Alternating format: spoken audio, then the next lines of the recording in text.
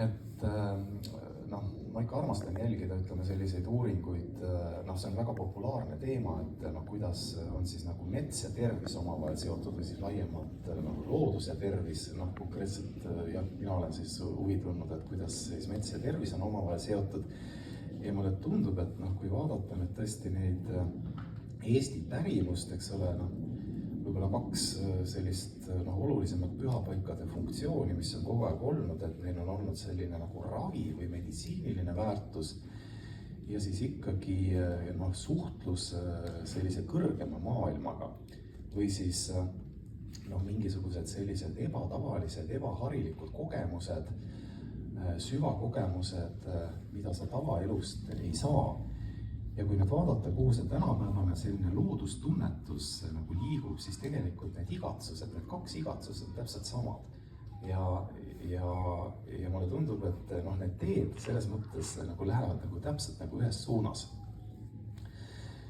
Ja siin mul tuleb noh, meelde üks nagu kummaline näide, et on üks väliseesti teadlane Jaak Panksepp, kes on mulle sellist hinge toitnud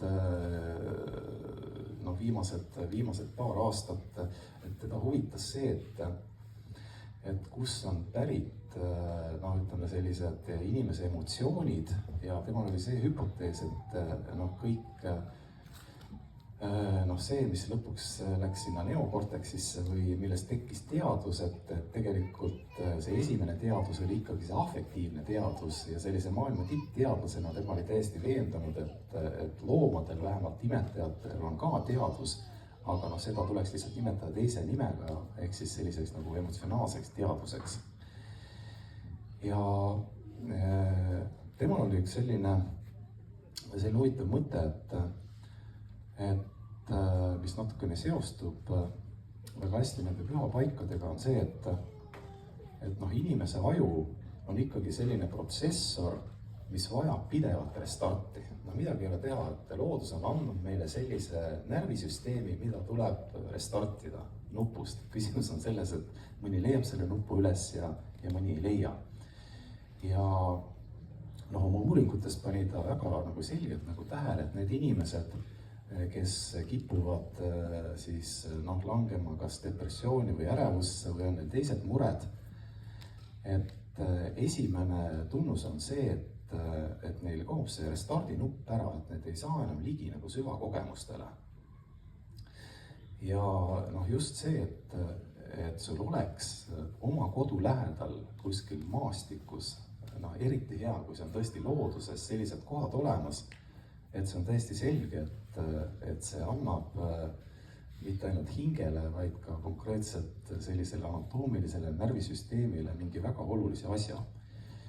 Ja selle kinnituseks ma tean, või noh, ma olen mõelnud ühe sellise eras kummalise loo peale, et seda rääkis mulle üks õppejõud kunagi, et ma ei tea, kas keegi on kunagi ise oma silmaga näinud tarakanide võitlust. Mina ei ole näinud, aga ma tean, et see asi on olemas. No, on olemas kukevõitlus ja koeravõitlus ja ma ei tea, mis loomi veel, eks ole, omavahel võitlema pannakse suured panused nende peale, eks ole, on see spordiala. Ja noh, see tarakanide võitlus pidi olema elus või kuskil, noh, ütleme, noh, praegu see on noh, kusagil seal, noh, ma ei tea, Iraani aladel on üksikuid selliseid noh, perekondi, kes on seda traditsiooni hoidnud siis põlvkondade kaupa. Ja samamoodi noh, loogika on sama, et kaks tarakani hakkavad omavahel võitlema ja no, nende peale pannakse siis, noh, saab panustada. Ja kuna on seal rahad mängus, siis on see kõik hästi selline kirglik ja noh, mingil hetkel üks tarakan annab teisele tappa. Ja see tarakan, kes kaotab, see viskab siis nagu jalad püsti ja ta nagu kangestub, no, ta tardub. Et tal on jõudu küll, et võideta, aga ta annab lihtsalt alla.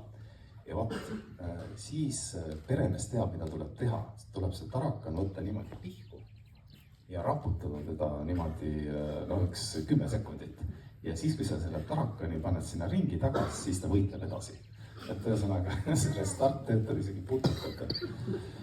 Et veider jah, aga noh, puhtult oma elukogemuse pinnalt ma näen, et kuidas kuidas nagu minu aju nagu vajab ka restarti.